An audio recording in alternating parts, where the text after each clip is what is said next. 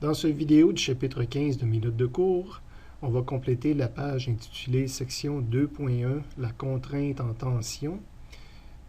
La page qui présente un premier exemple dans le chapitre 15, l'exemple 1, qui va porter justement, un exemple simple qui fait appel au principe, au concept de la contrainte en tension.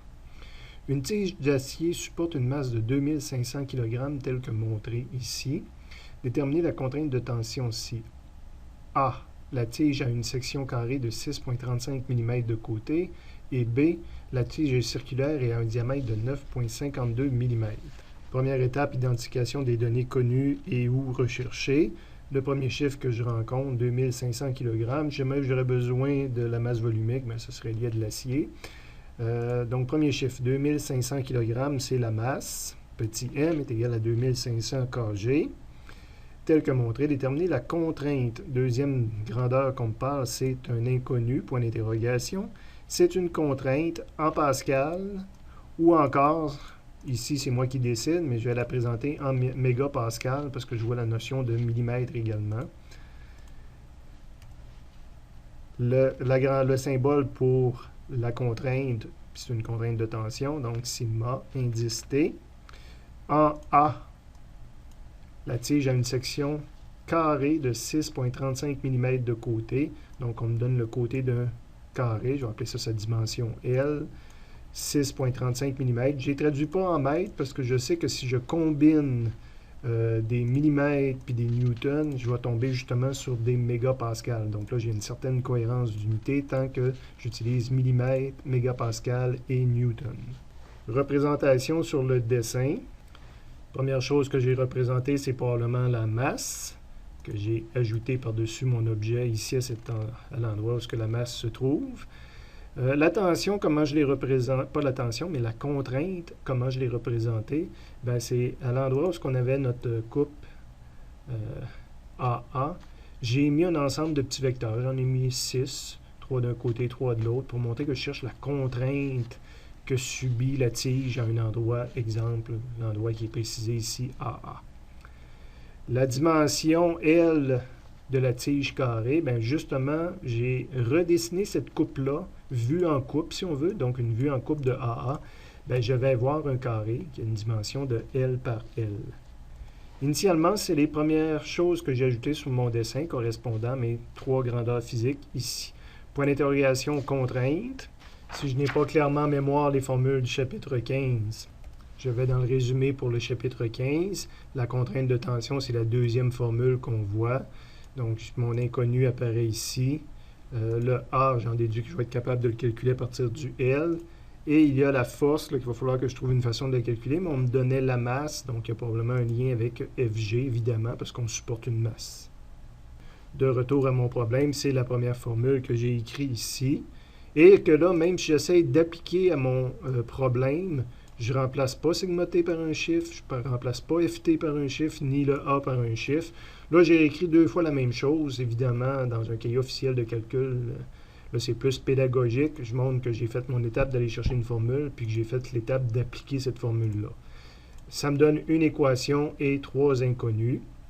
Le sigma ne présente pas un problème, parce que c'est lui que je cherche de toute façon, mais ça me prend un chiffre pour ft, un chiffre pour a. Le chiffre pour a est le plus facile à obtenir, donc j'ai besoin de l'air. Donc je l'ai illustré ici, variable intermédiaire, toujours intéressant de les illustrer. Ça va être l'air de ce carré-là. Donc au besoin, je vais dans le résumé de la géométrie, mais l'air d'un carré, c'est sa dimension au carré. Que j'applique à ce problème-là, c'est 6,35 au carré. C'est ma deuxième équation que j'écris et je n'ai pas augmenté le nombre d'inconnus.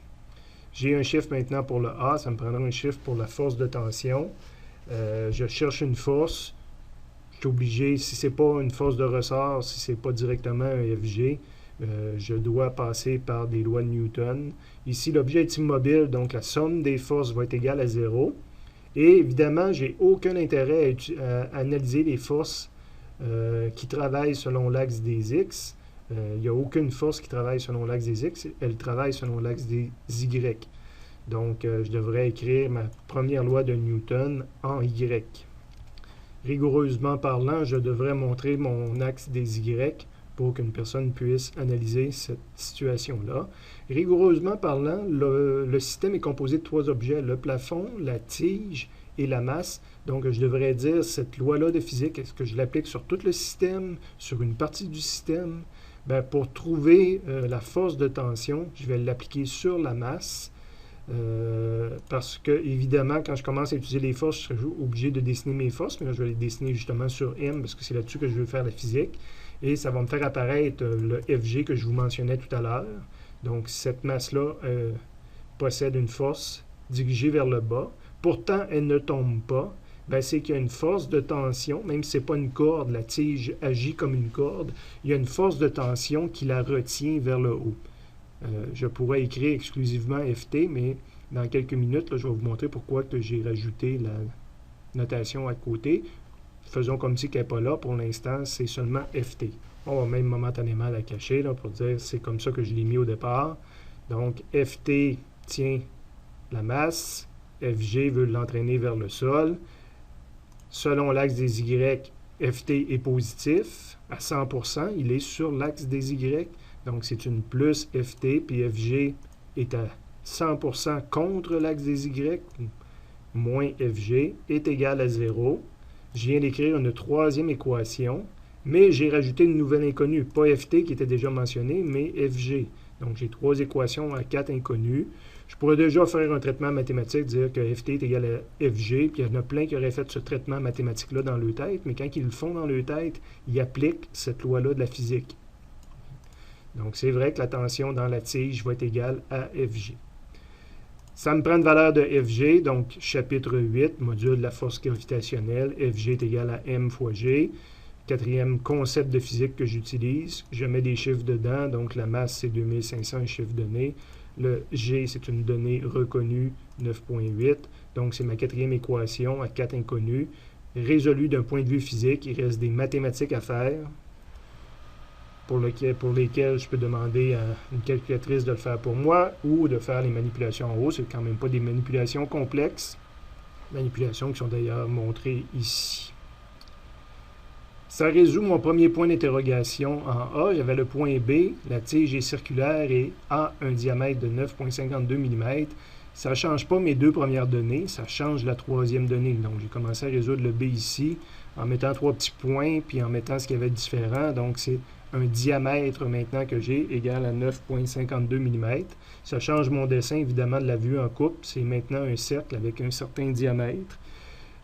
Au niveau de la stratégie, ça ne change pas la façon de calculer la contrainte. Ça change l'aire de la coupe. Ça ne change pas le reste du problème non plus. Je vais écrire les mêmes choses ici puis les mêmes choses ici.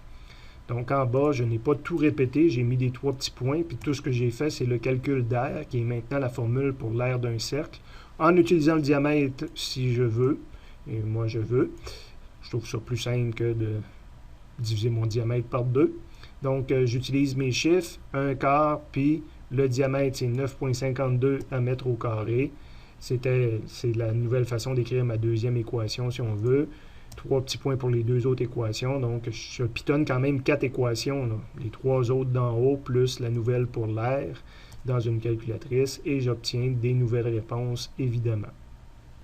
Réponses qui m'ont été fournies par la calculatrice. Donc, la première version, j'avais saisi les 4 équations qu'il y a ici, telles qu'elles apparaissent, dans l'ordre inverse, parce que souvent, j'aime saisir la dernière équation, vérifier si j'obtiens bien mon chiffre. Et la deuxième version, ben, j'ai changé la façon de calculer l'air, excusez.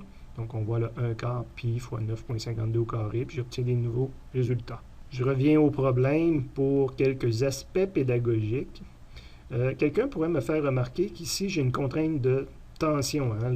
La tige veut s'étirer, puis je l'ai montré sous forme d'étirement. Alors que la force de tension que j'ai dessinée ici, quelqu'un pourrait me dire, ouais, pour la tige, on dirait que cette force-là va pousser sur la tige. C'est pour ça que j'ai pris la peine de dire, je vous rappelle qu'il y a 3 objets dans ce système-là. Il y a la tige comme telle, donc là, je vais utiliser l'indice T majuscule pour tige. Il y a la masse, je vais utiliser l'indice M quand je veux parler de la masse. Et il y a le plafond.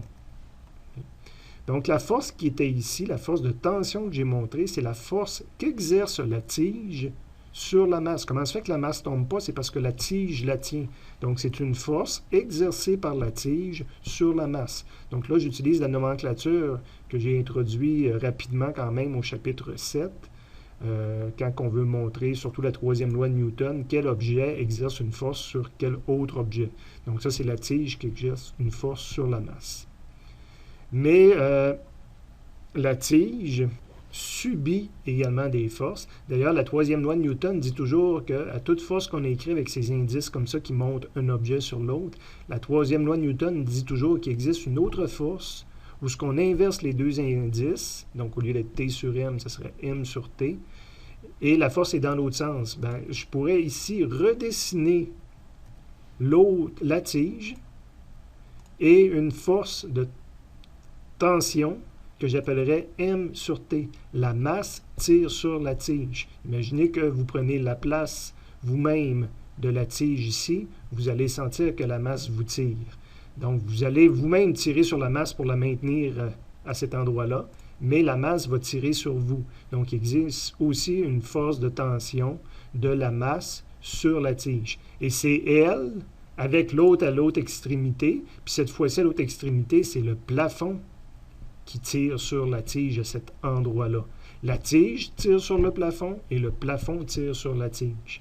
Et là, quand on dessine ces deux flèches-là sur la tige, on voit bien que la tige est en traction, est en tension, elle se fait étirer, ce qui était montré là par la contrainte de tension. Donc, jusqu'à maintenant, souvent, quand on utilisait des cordes ou une tige qui joue le rôle de corde, on dessinait une force aux deux extrémités, mais on dessinait des forces pas dans ce sens-là, dans l'autre sens. Je disais que la corde tirait à ses deux extrémités. Mais la corde se faisait également tirer aux deux extrémités.